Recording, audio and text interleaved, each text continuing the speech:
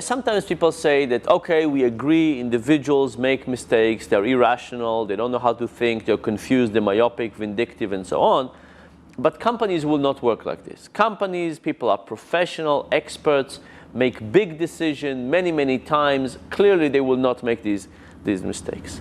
And the first answer is that people are just people. We have one brain, and we use the same brain to make decisions about relationship at home and relationship in the workplace, to make decisions about money at home and money in the workplace. This brain doesn't really change because we're at the workplace or at home.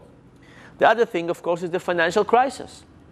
You know, up to the financial crisis, I'm an empirical guy. I look at data. And we could never say whether the stock market is rational or irrational. It was just difficult to think about it because we could not do an experiment. We couldn't create two versions of the stock market and see how they behave. But I think the financial crisis is probably the best evidence we have for the extent of irrationality in the workplace. If Wall Street, which is the capital of declared rationality, failed in such a big way, if people in Wall Street did not understand what was going on, made such huge mistake that is costing everybody around the world so much money, how could we claim that in the rest of business there is rationality? So I think that's the first thing. But one kind of another level to think about it is what kind of mistakes are more likely to appear in businesses and what kind of mistakes are more likely to appear in personal life.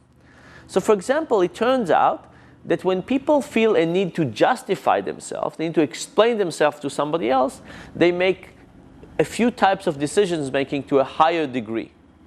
You remember that many years ago there was a phrase saying you cannot go wrong buying IBM.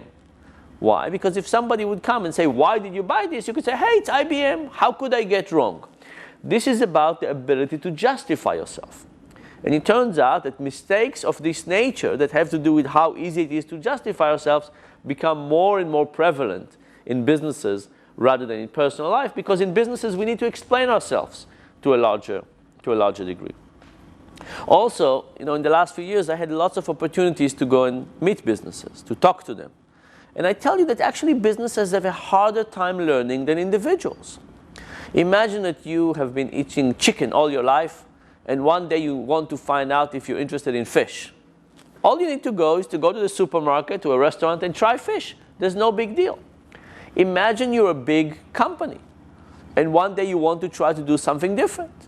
All of a sudden, there's 100 lawyers that don't want you to do anything different. All of a sudden, there's a hierarchy, there's a bureaucracy, there's a computer system. Doing something even incredibly simple, slightly differently, is going to be incredibly hard. Think about the book industry. The book industry has been doing the same thing more or less for a long, long time. Doing changes in this industry is very, very hard. There's lots of pressures from outside. The industry is not doing very well. People are not reading as much. There's also kind of electronic readers as well. And you could say, how flexible is this industry? Very not flexible. They've invested many, many years in a structure that gets them to be very inflexible. So I think there are many reasons to realize that actually companies are not more rational than individuals. They have reasons to be actually less rational than individuals and dramatically less rational.